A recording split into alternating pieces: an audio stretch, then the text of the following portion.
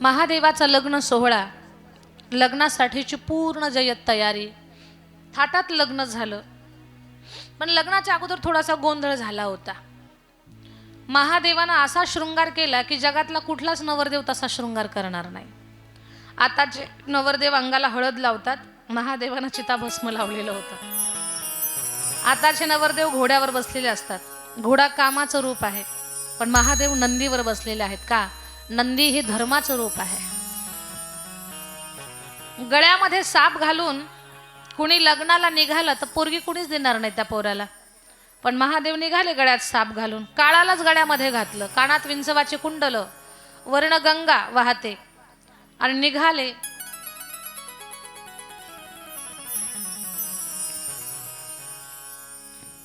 गले में सरपों की माला, तन पे बीज की ज्वाला, भोले बाबा ने ढोंग रचाया, बड़ा विकराल रूप बनाया. बाबा निघाले तसा मेकअप करून, देवतागण सुंदर शृंगार करून सोबत होते. पण जसं जसं हिमालय नगर जवळ आलं, देवता म्हणतात, बाबा तुम्ही सगळ्या देवांचे देव महादेव आहात, तुमची व्यवस्था सुद्धा तशी झाली पाहिजे. तुम्ही पाठीमागनं निवांत या, आम्ही पुढे जाऊन व्यवस्था लावतो, सोय लावतो. एक एक देव पुढे निघाले. गेटवरती स्वागत करणारी सगळी माणसं होती. पहिला चंद्र पाहिला गेटवरच्या लोकांनी, आणि स्वागत करणारे लोक म्हणतात चंद्राला पाहून, तुम्ही नवरदेव का? चंद्र म्हणतात, नाही मी नवरदेव नाही, मी वऱ्हाडामधला एक देव आहे. बापरे, वऱ्हाड एवढं सुंदर, मग नवरदेव किती सुंदर असेल. स्वप्न पाहायची सवय आहे माणसांना. नवरदेव किती सुंदर असेल कल्पना करू लागले. चंद्रदेव आतमध्ये गेले, मग इंद्र आले. इंद्राला पाहिलं, 100% हाच नवरदेव असेल. नवरदेव का तुम्ही? मी नवरदेव नाही, मी एक वऱ्हाडातला देव आहे. नवरदेव पाठीमागे. बर बर बर बर. निघाले इंद्र आतमध्ये. पाठीमागनं भगवान विष्णू आले. विष्णू देवाला पाहिलं, सगळ्यांनी 100% मनात ठरवलं, हाच नवरदेव आहे. या या या नवरदेव या. ओ, काहीतरी चूक होती तुमची. काय? मी नवरदेव नाही, मग मी वऱ्हाडामधला एक देव आहे. असं? वऱ्हाड एवढं सुंदर, नवरदेव किती सुंदर असेल. नारायण म्हणतात, नवरदेव आल्यानंतर किती जिवंत राहतात ते पाहू. नारायण गेले आतमध्ये. एक एक करून सगळ्या देवांनी पळ काढला. सगळे देव आतमध्ये, एकटेच महादेव. महादेव म्हटले, अशी कुठं पद्धत आहे का? वऱ्हाड सोबत असेल तर नवरदेवाला गोडवा आहे. आणि खुशाल नवरदेव मागे सोडला, सगळे पुढे गेले. हे देव अशीच धोकेबाज आहेत, यांच्या नादी नको लागायला. महादेव म्हटले, चला आपलं ओरिजिनल वऱ्हाड बोलवो. पहिला घाटकोपरला फोन केला. जिथे माणसाची वस्ती तिथे स्मशानभूमी आहे. स्मशानभूमीमध्ये सगळी महादेवाची वऱ्हाडी मंडळी आहे. सगळीकडे फोन लावला. महाराष्ट्रातले आले, देशातले आले, परदेशातले पण आले, सगळे वऱ्हाडी मंडळी. काही काळे कुट्ट होते, काही पांढरे शुभ्र होते, काही अस्वलासारखे होते. अशी वेगळी भूत सगळी जमा झाले सोबत. काहींनी फोनवरतीच विचारलं, बाबा तिथं गेल्यावर मेकअप करायला जागा आहे का? इकडनंच मेकअप करून यावा. बाबा म्हटले, तुम्ही तुमच्या जागेवरच मेकअप करून या, तिथं गेल्यानंतर वेळ नाही आपल्याकडं. मग सगळे मेकअप करायच्या तयारीत भूत मेकअप करायला लागले आणि उत्साहात निघाले. भूत वेताळ नाचती, भूत वेताळ नाचती, भूत वेताळ नाचती, भूत वेताळ नाचती, भूत वेताळ नाचती, भूत वेताळ नाचती, भूत वेताळ नाचती. हर्षयुक्त उमापती, हर्षयुक्त उमापती, हर्षयुक्त उमापती. भूत वेताळ नाचती, भूत वेताळ नाचती, भूत वेताळ नाचती, भूत वेताळ नाचती, भूत वेताळ नाचती, भूत वेताळ नाचती, भूत वेताळ नाचती.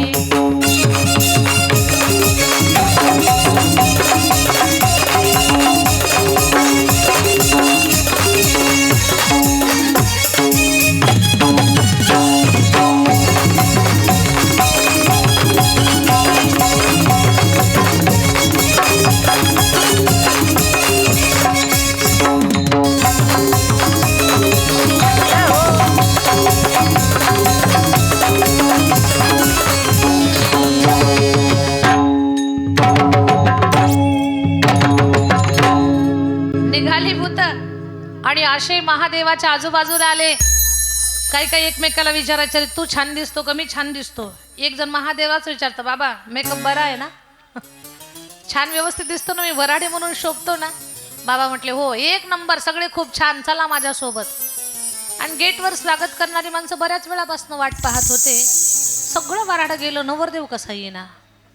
अख्खं वराड गेलं हिमालय नगरीत, नवरदेव कसा येईना. नवरदेव तर येईना पण वेगळे वेगळे आवाज यायला लागले. स्वागत करणाऱ्या लोकांच्या मनात थोडासा संशय आला, पाल चुकचुकली. अरे नवरदेव नाही पण आवाज तर वेगळे वेगळे येत आहेत. त्यात मध्ये एक भूत थोडं जवळ आलं. त्या भूताचे पाय उलटे होते. अरे बापरे. आणि उलट्या पायाचं उलट्या तोंडाचं भूत, दातावर नाक खाली. ते भूत पाहिलं. स्वागत करणारे माणसं एकाला तर चक्करच आली. दुसरं म्हणतंय तुम्ही वराडे का. हो आम्ही खास वराडे आहेत. गेट कोणीकडे म्हणे समोरचा. जे रस्ता दाखवत होतं त्याला लखवाच भरला हाताला. त्याला सांगताच येईना इकडं जा म्हणून. ते असं करायला लागलं. एकाच्या तर कमरेपासूनच पाय गेले. लेकरं पळत सुटली. दुसरं भूत आलं. ते म्हणतं थांबा, आमचं स्वागत कोण करणार, आमचं स्वागत कोण करणार. त्यानं ते फुलाची टोपली फेकली, धूम पळालं. भागो भागो, हा नवरदेव नाही, हे दुल्हा नाही, हे भूतनाथ आहे. दौडो भागो. ज्याचं जास्त पुण्य तेच जिवंत राहणार आहे. आता कुणी जिवंत राहणार नाही. सगळ्यात पुढे लेकरं पळत होते. काही वराडी म्हटले, भूत म्हटले देवा सगळ्यांचं स्वागत झालं, आपलं केलंच नाही. महादेव म्हटले टेन्शन घेऊ नको, मी करतो चल. सगळे निघाले आतमध्ये. महादेव म्हणतात ही काय पद्धत आहे का. सगळ्याचं औक्षण केलं, स्वागत केलं. आणि जे खास वराडे आहेत VIP, ह्या VIPचा कुणी सन्मानच नाही केला. हे माझे विशेष आहेत, खास आहेत. गेट बंद केला. महादेव भूतासहित गेटवरती. सगळ्या हिमालय नगरीमध्ये एकच चर्चा, अशी असला नवरदेव कोणी पाहिला. एक म्हटलं ते नाही का शेंडे हलवून भजन करतं, त्यानं पाहिलं. पहा चांगलं झालं तर देवानं केलं, आणि काही बिघडलं तर ज्यानं जुळवलं त्याच्याच मागे लागतात लोक. बरं जुळवणाराचा काही दोष असतो का. त्यांना वाटतं चांगलं व्हावं कुणाचं पण लक्षात घ्या, जुळवणाऱ्यानं सुद्धा आता थोडं लक्षात घ्या, काळ पहिल्यासारखा राहिलेलाच नाहीये. उगीच ह्याचं जुळव त्याचं जुळव, कुणाच्या भानगडीत पडू नका. आपलं कसं जुळून राहील त्याचा विचार करा. लोकांचं जुळवायच्या नादात आपला अवघड होऊन जायचं. कारण काळ चांगला नाही राहिलेला, आता फार कठीण काळ झालेला आहे. मग ज्यानं जुळवलं ना त्याला दाखवतोच. आता एक तर म्हटलं त्याचा विनाच काढून घेतो, एक म्हणतो टाळच एक करतो. पण नारदजी म्हटले आता शक्ती घरात आणि शिव दारात. महादेवाला साधारण सामान्य बुद्धीनं पाहतायत ही लोक. समजावून सांगू. सांगितलं हिमालय आणि मैना मातेला की तुमची मुलगी पार्वती ही महादेवाची जन्मोजन्मीची पत्नी आहे. मनामध्ये कसल्याही प्रकारचा संशय धरू नका. ती शक्ती आहे, ती शिवालाच अर्पण झाली पाहिजे. सांगितलं समजावून, तेव्हा त्यांच्या मनातला संशय दूर झाला आणि शिव पार्वतीचा विवाह सोहळा पूर्ण झाला. विवाहानंतर सगळ्या वराडाला जेवण. पण महादेवाला म्हणतात बाबा हे VIP लोक थोडे VIPच बसवू आपण, हे माणसात नको बसवायला. माणसांची लाईन समोर समोर भूतांची, मग हे लोणचं खाल्ल्यासारखं खातील माणसांना. म्हणून माणसं एकीकडे भूत एकीकडे. भूत बसली लाईनशीर. जेवायला वाढणारे जे होते ते थोडेसे घाबरायचे. ते म्हणायचे हे आपल्या हाताने घेऊन खातील का. पण एका नवरदेवाकडच्या लोकांना अशी पद्धत ट्रीटमेंट द्यायची का, जेवायला वाढा. काही धाडस करून जेवायला वाढायला आले. पण आता असं समोर तोंड समोर ताट असल्यानंतर जेवायला वाढायला जमतं. पाठ करून बसलेलो, तोंड इकडं आणि धोड इकडं तोंड तिकडं. वाढणाऱ्यानं कसं वाढायचं. वाढणाऱ्याच्या लक्षातच नाही आलं हे धड इकडं तोंड तिकडं आहे म्हणून.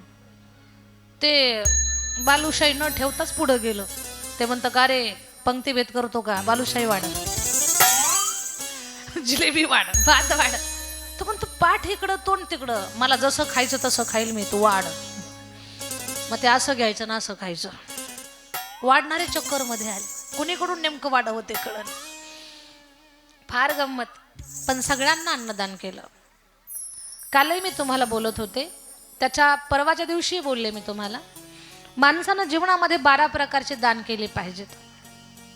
अन्नदान, वस्त्रदान, गोदान, भूदान, धनदान, गुळाचं दान, तिळाचं दान, तुपाचं दान, तेलाचं दान, कन्यादान, सुवर्णदान, रजतदान म्हणजे चांदीचं दान, दीपदान. ही 12 प्रकारची दानं आपल्या जीवनामध्ये आपण केली पाहिजे. मिठाचं दान. त्याच्यामध्ये कलियुगात अन्नदान, ज्ञानदान ही श्रेष्ठ दान आहेत, श्रेष्ठ आहेत. ज्ञानदान सर्वांनाच होईल का नाही काही सांगता येत नाही. सर्वच माणसं म्हणजे भगवान परमात्मा ज्ञानदानाचं काम, ती जबाबदारी सगळ्यांनाच देईल का असं नाही. पण अन्नदान करण्याची योग्यता, ती पात्रता प्रत्येक व्यक्तीकडे आहे. प्रत्येक जण अन्नदान करू शकतो. अन्नदान याच्यापासून मिळणारं जे पुण्य आहे ते अलौकिक असतं, दिव्य असतं, अद्भुत असतं. काल परवाच परमश्रद्धेय राजेंद्रदासजी महाराजांच्या मुखातली मी कथा ऐकली, त्याही अगोदर लहानपणी पण ऐकली होती. एका राजानं त्याच्या जीवनात खूप दान केलं, खूप दान. एवढं दान केलं, सुवर्णदान काय, गोदान काय, धनदान काय, खूप दान केलं, पण त्यानं अन्नदानच केलं नाही. आणि देह ठेवला आणि तो दिव्य धामला गेला. देह सोडला त्यानं, मृत्यू झाला त्याचा. स्वर्गामध्ये गेला, चांगलं त्याला स्थान मिळालं. खूप त्याचा पाहुणचार, आदर सत्कार, पण त्याला जेवायलाच देत नव्हते. तो म्हटला, अरे खूप आदर सत्कार करताय, सुवर्ण देता, मखमल गादी देता, पाहुणचार खूप करता, पण जेवायला का देत नाही? म्हणे राजा, तुम्ही तुमच्या जीवनात खूप सगळं दान केलं, पण तुम्ही अन्नदान केलं नाही. अन्नदान न केल्या कारणानं तुम्हाला स्वर्गातलं सगळं सुख मिळेल, पण अन्न मिळणार नाही. म्हणे मला भूक लागते, मग मी काय करायचं? म्हणे फार पुण्याईनं, खूप दान पुण्यानं तुम्ही इथपर्यंत आलात आणि तुमचं शरीर सुद्धा तेजस्वी बनलंय, पण ते तुमच्या राज्याच्या बाहेर एका जंगलात पडलेलं आहे. ते शरीर तुमच्यासाठी ठेवलंय खायला. तुम्ही जायचं, भूक लागली की ते खायचं आणि पुन्हा वापस यायचं, पण तुम्हाला अन्न मिळणार नाही. खूप वाईट वाटलं त्या राजाला. त्यानं विचार केला की आपल्याकडनं सगळी पुण्य घडली, पण अन्नदान नाही घडलं. आणि अन्नदान करताना संतच आहे का, साधूच आहे का, महात्माच आहे का, हा हिशोब डोक्यात ठेवू नका. भुकेजलेल्याच्या पोटात आपलं अन्न जावं. वारकरी असतील, माळकरी असतील, कथा ऐकणारे असतील, श्रोते असतील, त्यांना आपल्याकडनं अन्नदान घडत असेल तर हा आपल्या जीवनातला पुण्याचा भाग आहे. पण आपल्याकडनं अन्नदान व्हावं याच्यासाठी आपण प्रयत्नशील राहावं. अन्नदानाच्या पुण्याईनं देवऋणी होतो माझ्या ताईंनो. मी कालही तुम्हाला बोलले, जर मला उद्या आठवलं तर मी कथा सांगून जाईल तुम्हाला. कथा सांगते, लक्ष देऊन ऐका. आणि अन्नदान ही खूप मोठी गोष्ट आहे की जसं की श्राद्ध असेल तरी अन्नदानाचं महत्त्व आहे, बारसा असेल तरी अन्नदानाचं महत्त्व आहे, लग्नाचा कार्यक्रम त्यातही अन्नदान प्रधान आहे. त्याचबरोबर लग्नाचा कार्यक्रम असेल त्याच्यासुद्धा अन्नदान प्रधान. कुणाच्या घरची वास्तू शांती असेल तिथे सुद्धा अन्नदान प्रधान आहे. साधी सत्यनारायणाची पूजा जरी असेल, भले तुम्ही खूप मोठं जरी जेवण नाही दिलं तर अगदी खडी साखरेचा बनवलेला शिरा, खीर याचा प्रसाद द्यावाच लागतो. म्हणजे कार्य देवपूजेचं असू द्या, देवधर्माचं असू द्या, वास्तुशांतीचं असू द्या, लग्नाचं असू द्या, कुणाच्या बारशाचं असू द्या, नाही तर कुणाच्या मरणोत्तर विधीतले कार्यक्रम असू द्या, अन्नदान त्याच्यात प्रधान सांगितलेलं आहे की या पुण्यानं का होईना या लोकांचं तरण होईल. अन्नदानानं देव ऋणी होतो. एक धनपाल नावाचा व्यक्ती होता. प्रचंड धन होतं त्याच्याकडे, पण तो लग्नच करत नव्हता. का बरं? म्हणे मी धार्मिक माणूस आहे, माझ्या परिवारात अशी पत्नी मला हवी ना की ती माझ्यासारखी परमार्थिक असली पाहिजे. ती जर देवधर्म विरोधातली असेल तर जीवन नरक होऊन जाईल. खरंच ना, आपण लग्न जुळवताना मुलींच्या डिग्र्या जुळवण्याचा खूप प्रयत्न करतो, काही हरकत नाही. मुला मुलीचं लग्न जुळवताना त्यांच्या डिग्री जुळवण्याला जेवढं महत्त्व देताना तेवढंच महत्व त्यांचे संस्कार जुळतात का नाही त्याला पण द्या. व्यक्ती जर धार्मिक असेल तर त्याची पत्नी, त्याची होणारी अर्धांगिनी ती सुद्धा धार्मिक असावी, म्हणजे जीवनाची वाटचाल सुंदर होईल. नाहीतर उठलं की पतीला पूजा लागते आणि याची पूजा चालू झाली की ती जर भांड्यांची आदळापट करत असेल, टीव्हीचा मोठा आवाज करत असेल, मोबाईलवरती चित्रपटाचे गाणे लावत असेल, तर त्यांचं दोघांचंही जीवन नरक होऊन जाईल. म्हणून जुन्या काळापासनं आपलं कुल, गोत्र, आचार, घराची आचारसंहिता जुळते का, अशाच घरामध्ये अगदी मुला मुलींची लग्न जुळवण्याचं काम करतात. की आपल्या घरात आलेले संस्कार त्या मुलीला अगोदर माहिती असले पाहिजेत. कारण आपले जे संस्कार आहेत, आपण जर वारकरी परिवार असेल आपला आणि तिकडे सुद्धा मुलगी वारकरी परिवारातली असेल तर तिला माळीचं, टाळाचं आणि टिळ्याचं महत्त्व नवीन सांगायची गरज नाही. आणि तिला तिकडे वारकरी संस्कार नसतील घरामध्ये, उगीच काही धार्मिक संस्कार नाही, ती मुलगी घरात आणली तर आपला टाळ वाजला की तिनं डोक्याला चिंधी बांधलीच म्हणून समजा, तिला ते सहनच नाही होत. म्हणून संस्कार जुळले पाहिजेत, संस्कार जुळावेत.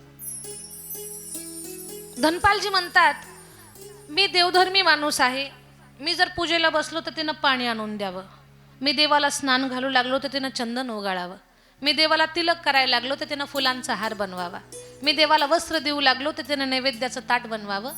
अशी पत्नी मला प्रपंचात पाहिजे. म्हणून लग्न टाळत होते बऱ्याच दिवसाचं. पण एक दिवस मित्र पळत आले, धनपाल धनपाल. काय मित्रा? अरे म्हणे, असली पोरगी आहे ना की तिची सुद्धा अट आहे, जो रोज 1000 वारकऱ्यांना, देव ब्राह्मणांना, गोरगरीब लोकांना जीव घालल ती त्याच्यासोबतच लग्न करणार आहे. धनपाल म्हटले, वा वा, ही तर माझ्यापेक्षा 1.25 शेर आहे. मग आता हिच्यासोबत पत्रिका जुळते का नाही ते पण नाही पाहायचं, लग्न करून घ्यायचं.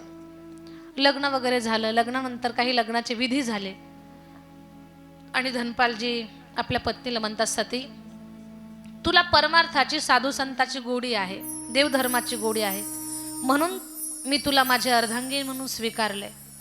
आता तुझी जी इच्छा आहे की रोज वारकऱ्यांना जीव घालायचंय, मी लोकांना निमंत्रण देतो, तू स्वयंपाकाची तयारी कर. तिला कंटाळा नव्हता. आणि ज्या माऊलीला दुसऱ्यांना अन्न खाऊ घालण्यामध्ये आनंद असतो ना, या व्यासपीठावरनं सांगते, कधी तिच्या हातचं अन्न जगाचा बाप खाऊन जाईल सांगता सुद्धा येत नाही. देव तिच्या हातचं अन्न खायला येणार आहे. फक्त त्या माऊलीला अंतःकरणातून इच्छा पाहिजे की आपल्याला संतांना जीव घालायचंय, कुणीतरी आपल्या हातनं जेवलं पाहिजे, ही आवड असली पाहिजे त्या माऊलीला. भगवान परमात्मा तुमच्या हातचं, तुमचा जोपर्यंत श्वास आहे तोपर्यंत एकदा कासेना जीवन जाईल तुमच्या हातचं. कोणत्या रूपात येईल, काय येईल ते अजिबात विचारू नका, पण तो जेवण करून जाईल. कारण भावाच्या बळावर तो 9 वर्षाच्या लेकराच्या हातचं खातो. भक्तिभावानं आपण संतांना खाऊ घातलं तर आपल्या हातचं खायला काय येणार नाही. हा नाम्याची खीर चाखतो, चोखोबाची गुरे राखतो, पुरंदराचा हा परमात्मा वाली दामाजीचा कानडा राजा पंढरीचा, कानडा राजा पंढरीचा, कानडा राजा पंढरीचा, कानडा राजा पंढरीचा, कानडा राजा पंढरीचा, कानडा राजा पंढरीचा. वेदा नाही कळला, वेदा नाही कळला, अंतपार यारा. कानडा राजा पंढरीचा, कानडा राजा पंढरीचा, कानडा राजा पंढरीचा. पंढरीचा परमात्मा आपल्या हातचं जेवण करल. त्या माऊलीला अन्नदानाची गोडी ती म्हटली मालक बोलवा तुम्ही लोकांना. तिनं एवढा सुंदर स्वयंपाक केला, खीर केली, कढी केली, वडी केली, काय तिला जमतंय, पुडी केली, भात केला, सगळं बनवलं. संतांच्या पंगती बसल्या, जेवायला वाढते, आग्रहानं खाऊ घालते, दक्षिणा देऊन वाटे लावलं. खाऊ घातलं, दक्षिणा दिली, सन्मान केला आणि सांगितलं उद्या पण या बरं. धनपालजी रोज निमंत्रण द्यायचे, ही स्वयंपाक बनवायची, त्यांना जीव घालायचे. पण विचार करा, फक्त जीवच घालायचं एवढंच काम, उठसूट संतांना जीव घालायचं. कोणी कामाला नाही जायचं, कोणी उद्योग नाही करायचा, घरात धन आलंच नाही तर ही प्रोसेस कायम कशी टिकून राहणार. धनपालजी संतांना जीव घालत राहिले, पण घरात धन येण्याची काही त्यांनी व्यवस्था लावली नाही. खूप श्रीमंत होते, पण सगळं धन संतांना जीव घालण्यात खर्च झालं. आता 2 दिवस पुरेल एवढंच धन आहे, तिसऱ्या दिवशी संतांना जीव घालण्यासाठी धन नाहीये. संतांना जीव घालण्यासाठी माझ्या घाटकोपरमधल्या ताईंनो, धनपालजीनं उसनवारी चालू केली. लोकांकडनं डाळ, गूळ, मीठ, तेल, मीठ, मिरची उसनवारी आणलं, संतांना जीव घातलं. 6 महिने लोकांनी उसनं दिलं, कारण धनपालजीची कीर्ती तेवढी होती, ते तेवढे धनवान होते. 6 महिन्यानंतर लोक जेव्हा मागू लागले, धनपालजी ते दिलेलं द्या ना बरं वापस. धनपालजीला वेळेवर देणं होईना. लोकांच्या लक्षात आलं, धनपाल आता धनपाल नाही राहिले, आता लोक मदत करेनात. धनपालजीच्या लक्षात आलं, संतांना तर जीव घालायचं, पण आपल्याकडे काहीच नाही. संतांना जीव घालण्यासाठी धनपालजीनं चोरी चालू केली. चोरी पैशाची नव्हते करत, धान्य चोरायचे, गहू चोरायचे, तांदूळ चोरायचे, मीठ चोरायचे, तेल चोरायचे.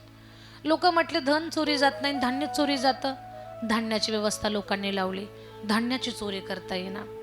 मग धनपालजीनं जी लोक कधीच कथा कीर्तनाला येत नाही, कधी कुठल्या धर्माच्या कामात अन्नदान करत नाही, कधी कुठल्या सप्ताहाला देणगी पावती देत नाहीत, अशा लोकांच्या घरची चोरी चालू केली. त्यांची चोरायचे फक्त. धनपालजी तिथे चोरी करतात, ती पण लोक सावध झाली. धनपालजीच्या लक्षात आलं तर यांच्याकडे पण चोरी करता येईना. संतांना जीव घालण्यासाठी धनपालजीनं वाटमारे चालू केले. रस्ता अडवायचे, लुटायचे. बरं कुणाला लुटत होते, अगोदर चेक करायचे, गळ्यात माळ आहे का, भाडावर टिळा आहे का, हे देवाचं नाव घेतंय का, तशाला सोडून द्यायचे. आणि जे देवाचं नाव घेत नाही, माळकरी नाही, त्याला लुटायचे. ज्या वाटेवरती धनपालजी लुटण्यासाठी उभे होते, त्या वाटेचा एवढा बोभाटा झाला की तिथे कोणीच त्या वाटेवरनं जाईना. धनपालजीच्या घरात संतांना जीव घालण्यासाठी एकाच दिवसाची सामुग्री शिल्लक होती. त्या दिवसापासून धनपालजीनं घर सोडलेलं होतं. पत्नीला सांगितलं उद्या जीव घाल, परवाची व्यवस्था लावतो. पण धनपालजीनं घर सोडून 2 दिवस झाले. धनपालजी ज्या वाटेवर बसलेले होते, त्या वाटेवरती एकही वाटसरू आला नाही. उगवत्या सूर्याला पाहायचे, नारायणाला प्रार्थना करायचे, देवा माझ्यासाठी नाही, पण संतांना जीव घालण्यासाठी कोणीतरी एखादा व्यक्ती या वाटेवरनं जाऊ दे, की ज्याला मी लुटल, संतांना जीव घालल. देवा मी उपवाशी राहीन, पण त्यांना खाऊ घालण्याची व्यवस्था लावून दे. देवा आज संत माझ्या घरी आहेत, दारातल्या संतांना मी जीव घालावं एवढंच नियोजन लावून दे. उद्या सगळ्यांच्या घरी जाऊन हात जोडून सांगल की आता हा धनपाल तुम्हाला जीव घालू शकत नाही, माफ करा. सगळ्यांच्या घरी जाऊन सांगल, पण आता व्यवस्था लाव देवा. उगवत्या सूर्याची प्रार्थना केली. दुपारच्या 12 वाजेपर्यंत वाट पाहिली. 2 दिवसापासून घर सोडलं होतं. पोटात अन्नाचा कण काय, ओठाला पाण्याचा थेंब सुद्धा नव्हता. फक्त वाटेकडे पाहत होते. धनपालजीचं मन गहिवरून आलं. देवा काय परीक्षा घेतोयस तू माझी? पण देवा आता 12 नंतर मी तर घरी जाणारच नाही, पण संतांना जीव घालू शकत नाही. या माझ्या अपयशानं मी चिता पेटवणार आणि या चितेत माझं आत्मदहन करणार. असं रिकामं तोंड घेऊन मी घरी जाणार नाही. आली तुला माझी दया, नको येऊ दे माझी दया. दारातल्या संतांना जीव घालण्याची व्यवस्था कर देवा. चितेला 3 प्रदक्षिणा मारेपर्यंत वाट पाहिल देवा. माफ कर मला. हा धनपाल पुन्हा तुला दिसणार नाही, कुठल्या वारकऱ्याला दिसणार नाही. माझ्या पत्नीला दिलेला शब्द मी पूर्ण करू शकत नाही. यानं दुःखी झाले होते धनपाल.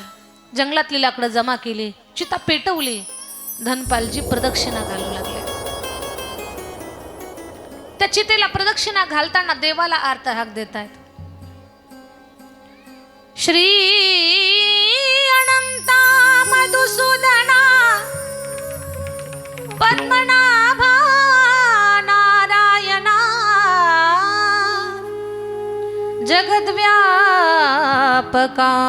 जनार्दना आनंद घना अविनाशा सकल देवाधिदेवा कृपाळु आजी केशवा महानंदा महानुभवा सदा शिवा सहज रूपा. त्या चितेला 3 प्रदक्षिणा घातल्या आणि 3री प्रदक्षिणा पूर्ण झाली उडीच मारणार. तिकडे भगवान परमात्मा विठुरायानं वीट सोडली, खूप सोनं अंगावर घातलं आणि धनपालजीच्या वाटेवर निघाले. जाताना रुक्माई म्हणतात, कुठे निघाले? रुक्माई, माझ्या खास भक्ताला भेटायला चाललोय, मी पण येणार. नको नको, तू नको येऊ, काहीतरी गडबड करशील. काही गडबड करत नाही, येऊ द्या मला तुमच्या सोबत. ठीक आहे, पण अंगावर खूप सोनं घाल. अंगावर सोनं घातलं. विठ्ठल रुक्माई भगवान निघाले. द्वारकाधीश सेठजीचं रूप घेतलं, रुक्माई सैठाणी आणि निघाले. धनपालजी चितेत उडी मारणार.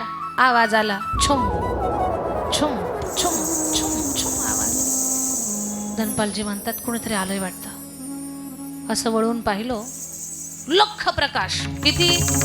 सहस्रदीपे दीपकैची प्रकाशली प्रभा उजळल्या 10 दिशा गगना आली से शोभा. लख प्रकाश पडला. डोळे सोळतात पाहता सोन्या नाण्यानं मडलेली म्हातारी जोडी. धनपालजी म्हणतात, भगवान, काल परवाच बोलले मी, भगवान तू देत आहे तो छप्पर फाड के देत आहे. अरे तुला एका दिवसाची व्यवस्था मागितली. या म्हाताऱ्यांच्या अंगावरती एवढं सोनं आहे, यांना लुटलं तर 10 वर्ष संतांची सेवा होईल. अजून तुम्हाला 10 वर्ष सेवा करण्याची संधी दिली. भगवान तुझे लाख लाख धन्यवाद. धनपालजी पळतच गेले त्यांच्याकडे. सेठजी, जय श्रीकृष्ण, जय श्रीकृष्ण. भगवान म्हणतात, सेठजीच्या रूपातले देव म्हणतात, ए श्रीकृष्ण म्हणू नको, देवासन माझं अजिबात जमत नाही. धनपाल म्हणतात, 1 नंबर गिऱ्हाईक पाठवून दिलंस तू आता. हे असलंच पाहिजे होतं. जे देवाचं नाव घेत नाही, माळकरी नाही, त्यालाच लुटायचं. ठीक आहे सेठजी, नका म्हणू श्रीकृष्ण, काय मदत करू? भगवान म्हणतात, अरे या जंगलात कुणीतरी धनपाल नावाचा डाकू राहतोय. त्याची नजर चुकून जर पलीकडच्या गावात तू आम्हाला सोडलं तर तुला 5 सोन्याच्या मोहरा देतो. शेठजी, या जंगलातले सगळे रस्ते मला माहिती आहेत, तुम्ही फक्त माझ्या मागे चला. हां हां ठीक आहे, तू चाल पुढे. सगळ्या जगाचा सूत्रधार, त्याला काही धनपाल ओळखू येत नाही का? पण काय भगवंताची लीला.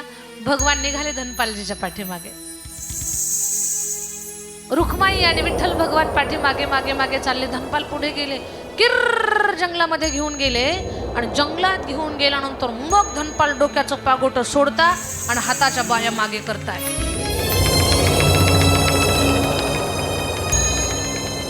शेठजी, आता सगळे रस्ते बंद. म्हणजे आता पुढच्या गावात जाऊ शकत नाही तुम्ही. कशामुळं? का सांगू का? सांग ना कशामुळे. शेठजी, याच देहाला धनपाल म्हणतात. याच देहाला धनपाल म्हणतात म्हटल्यावर भगवान असले थर थर थर थर थर थर कापायला लागले. घाबरले भगवान. दर घाम फुटला. तू तू तू तू तू धनपाल? हो म्हणे, मीच धनपाल आहे. पटकन अंगावरचं सोनं काढा, नाही तर काही तुमची आता बरी गत नाही. धनपाल, मारू नको, सगळं देतो तुला. खूप घाबरले भगवान. रुक्माई हसायला लागल्या. रुक्माई मनात म्हणतात, मोठे मोठे राक्षस समोर आले तेव्हा नाही एवढे घाबरले, आणि धनपालला पाहून काय घाबरायचं नाटक करताय. भगवंतानं कोपरा मारला. रुक्माई, तू पण नाटक कर. दोघंही नाटक करायला लागले. सगळं सोनं देत आहेत. डोळ्याचा चष्मा तसाच होता. धनपाल म्हणतो, चष्मा काढ. धनपाल दिसत नाही. काढ पटकन त्याला. सोन्याची दांडी काय गरज होती तुला बसवायची? सोन्याची दांडी त्याला. घे घे धनपाल. धनपाल, आता येऊ का? पायातला जोडा काढ. त्याला सोन्याचा आकडा आहे. आता एवढं सोनं घालून जायची काहीच गरज नाही. धनपाल बिना चप्पल चालता येत नाही. काढ, तुझा पायच घेतो काढून. दिला जोडा. धनपाल आता जाऊ दे ना, हातातली छडी दे, त्याला सोन्याची घुंगरं आहेत. दिली छडी. धनपाल आता जाऊ का? अरे थांब, तू एकदा जरी श्रीकृष्ण म्हटला असता ना तर तुला थोडं सोडलं असतं, पण तू थोडं सुद्धा श्रीकृष्ण बोलला नाही. तुझ्या करंगळीमध्ये अंगठी आहे, त्या अंगठीत कमीत कमी संतांचं 2 दिवसाचं जेवण होईल. आणि अंगठी काही तुझ्यासोबत जाऊ द्यायची माझी इच्छा नाहीये. ती अंगठी काढून दे. धनपाल, ती लहानपणीच फसलेली, निघत नाही. असं थांब, मी काढतो. काढण्याचा प्रयत्न केला, अंगठीच निघना. धनपालजीनं मग खिशातून सुरी काढली. आणि धनपालजी म्हणतात, शेठजी, असं काही तुझे हात काही दान पुण्य करत नाही, कोणाला अन्नदान करत नाही, संताची सेवा करत नाही, सत्कर्म करत नाही, आणि म्हणून या बोटाची तुला काही गरज नाही, सेवाच करत नाही तर त्या बोटाची काय गरज आहे तुला? तुझं बोट कापतो आणि अंगठी काढून घेतो, मग तुला सोडतो. धनपालजी देवाच्या बोटाला सुरीच लावणार. भगवान परमात्मा प्रगट झाले. पंढरीनाथ भगवान की जय. नमः पार्वती पदे शिव हर हर हर महादेव. लख भगवान प्रकाशमान दिसले. धनपालजीच्या हातातली सुरी गळून पडली. अश्रूनं डोळे डबडबले. देवा, मला ओळखायला आलं नाहीत तुम्ही, चुकलं माझं. हे काय करायला लागलो होतो मी? माझ्या आराध्याला, माझ्या दैवताची करंगळी कापू लागलो मी. देवा, मला माफ करा. दंड द्या देवा, मला दंड द्या. धनपाल, तुला दंड नाही, तुला आशीर्वाद देण्यासाठी आलोय मी. देवा, मी चोऱ्या केल्या, मला काय आशीर्वाद देता? धनपाल, केली तू चोरी, पण संतांची सेवा केली. तू लोकांचं धनधान्य चोरलं, पण संतांना जीव घातलं. लोकांची चोरी करून तुझा संसार नाही वाढवला, प्रपंचाचा विस्तार नाही केला. अरे स्वतः उपवाशी राहिला, पण संतांना जीव घातलं. खूप मोठी परीक्षा दिलीस तू धनपाल. तुझ्या सेवेला पाहून मी प्रसन्न झालो आणि मी स्वतः आलो. धनपाल, तू म्हणतोयस माझ्या अंगावर जे सोनं आहे ते 10 वर्ष पुरेल तुला, पण हा विश्वाचा मालक, हा द्वारकाधीश, हा पंढरीचा नाथ तुला सांगतोय धनपाल, फक्त 10 वर्ष नाही, जोपर्यंत तुझा या पृथ्वीवर श्वास आहे तोपर्यंत हे धन संत सेवेसाठी तुला उपयोगी पडल. तुझ्या तिजोरीतलं धन कमी होणार नाही. याच धनानं सेवा करशील आणि पिढ्यान पिढ्या ही संत सेवा तुझ्या कुटुंबातून चालू राहील. देवा, तुमचे खूप धन्यवाद, मला सेवेची संधी दिली. पण देवा, आता भगवान म्हणतात, धनपाल आता मी येऊ का? नाही देवा, मी संतांना जीव घालण्यासाठी अट्टहास केला तर मला दर्शन देण्यासाठी आलात.